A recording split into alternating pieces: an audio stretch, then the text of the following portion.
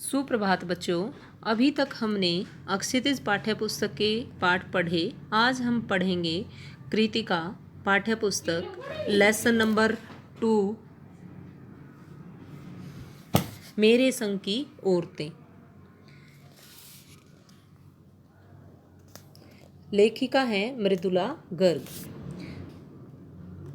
बच्चों, फर्स्ट जो लेसन है वो हमारे सिलेबस में नहीं है, इसलिए हम करेंगे लेसन नंबर 2। लेसन का नाम है मेरे संग की औरतें। लेखिका है मृदुला गर्ग। बच्चों, यह एक संस्मरण है और इसमें जो लेखिका है वो ये बताना चाहती है कि जब मैं छोटी थी या बचपन में मेरे से लेकर अब तक मेरे साथ किन किन औरतों का संग रहा है, यानी कि किन किन औरतों के साथ मैं रही हूँ। इस संस्मरण में लेखिका यह बताना चाहती हैं कि किस प्रकार परंपरागत रूप से यदि हम जीवन यापन कर रहे हैं, यदि हम परंपरागत रूप से जीवन यापन कर रहे हैं अर्थात जो भी हमारी परंपराएं हैं उनमें बंधकर यदि हम उनसे हटकर जीवन यापन करना चाहते हैं तो किस प्रकार की समस्याओं का हमें सामना करना पड़ता है। सबसे पहले लेखिका अपनी नानी के बारे में बताती हैं कि उसने अपनी नानी को नहीं देखा था। लेखिका के विवाह से पहले ही, लेखिका की जब माँ के विवाह से पहले ही जो है उनकी नानी की मृत्यु हो गई थी। लेखिका की नानी एक परंपरागत अनपढ़ और पर्दे में रहने वाली स्त्री थी। नाना शादी के तुरंत बाद जो लेखिका के नाना जी थे वो शादी के तुरंत बाद बैरिस्टर पढ़ने विलायत चले गए थे। बैरिस्ट्री पढ़ने, वकालत की पढ़ाई करने विलायत यानी कि विदेश चले गए थे और लौटकर विलायती ढंग से जीवन जीने लगे थे। जबकि नानी अपने ही ढंग से जी रही थी। उन्होंने अपनी पसंद नापसंद कभी भी अपने पति पर व्यक्त नहीं की। जब नानी मरने वाली थी तो उन्हें अपनी 15 वर्षीय अविवाहिता बेटी की चिंता हुई। किसकी चिंता हुई? लेखिका की माँ के विवाह की। तो उन्होंने जो है अपने पति से कहा कि मैं आपके मित्र प्यारेलाल शर्मा से मिलना चाहती हूँ। और उन्होंने जो है उस समय पर्दे की परवाह न करके प्यारेलाल शर्मा से कहा कि मैं अपनी बेटी का विवाह एक स्वतंत्रता सेनानी से करवाना चाहती हूँ और आप मुझे वचन दो कि यह मेरी अंतिम इच्छा आप पूरी करोगे। लेखिका की माँ बहुत ही कोमल थी और जो लेखिका की माँ का विवाह है वो एक ऐसे पढ़े लिखे युवक से हुआ जिसे आईसीएस की परीक्षा में इसलिए बैठने नहीं दिया गया था क्योंकि वह स्वतंत्रता आंदोलन में भाग लेता था। लेखिका की माँ बहुत ही कोमल तथा सुकुमारी महिला थी। उन्हें पति के स्वतंत्रता आंदोलन में भाग लेने के कारण गांधी जी के आदर्शों का पालन करना पड़ता था और सादा जीवन व्यतीत करना पड़ता था। खादी पहननी पड़ती थी। ससुराल वालों की आर्थिक स्थिति इतनी सुदृढ़ नहीं थी, यानी कि वो ससुराल वाले इतने अमीर नहीं थे। किसके ससुराल वाले? लेखिका की माँ के। परंतु वे इसी बात से प्रसन्न थे कि जो उनके समधी हैं, लेखिका के पिता हैं, वे पक्के साहब हैं, यानी कि उन्होंने वकालत की पढ़ाई की हुई है, अच्छे पढ़े लिखे हैं।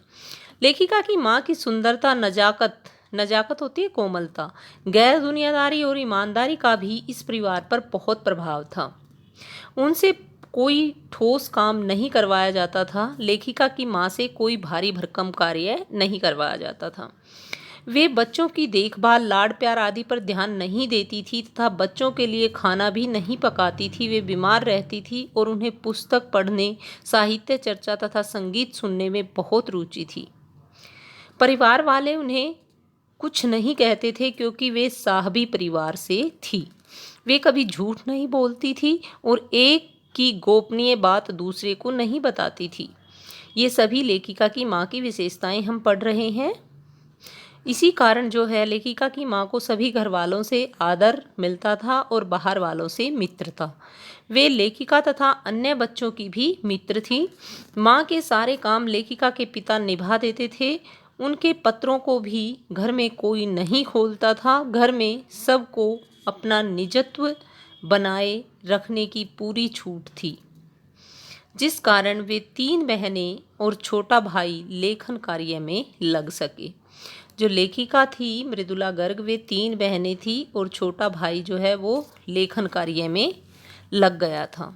यानी कि सबको आज़ादी थी, सबको अपने इंटरेस्ट के अकॉर्डिंग कार्य करने की छूट थी। किसी पर किसी प्रकार का प्रेशर नहीं था बच्चों पर।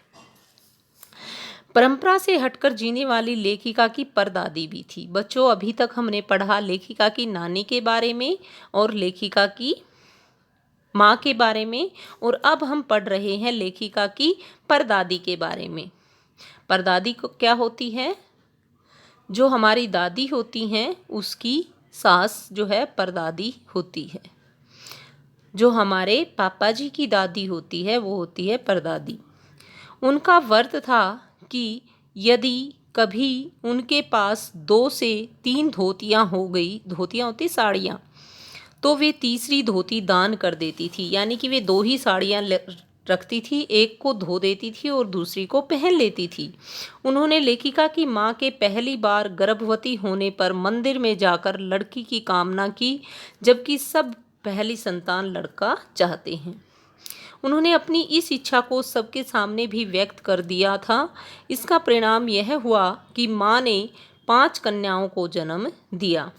लोगों का मानना था कि मेरी परदादी के भगवान से सीधे तार जुड़े हुए हैं। सीधे तार जुड़े हुए हैं मीन्स कि जो भी वह भगवान से मांगती है भगवान उन्हें दे देते हैं। एक बार किसी विवाह के संदर्भ में सभी पुरुष गांव से बाहर गए हुए थे तथा औरतें रत जगह मना रही थी। रत जगह रात को जाग रही थी। एक चोर सेंध लगाकर परदादी के कमरे में घुस गया तो उन्होंने पूछा कि कौन है? उत्तर, जी मैं। मिलने पर परदादी ने उसे पानी पिलाने के लिए कहा और लोटा पकड़ा दिया। उसने घबरा कर कहा कि मैं चोर हूँ। परदादी ने उसे अच्छी तरह से हाथ धोकर पानी लाने के लिए भेज दिया। पहरेदार ने उसे कुएं पर देखकर पकड़ लिया तो परदादी ने लोटे का आधा पानी स्वयं पीकर शेष उस चोर को पिला दिया और उसे अपने बेटा कहकर चोरी छोड़कर खेती करने की सलाह दी।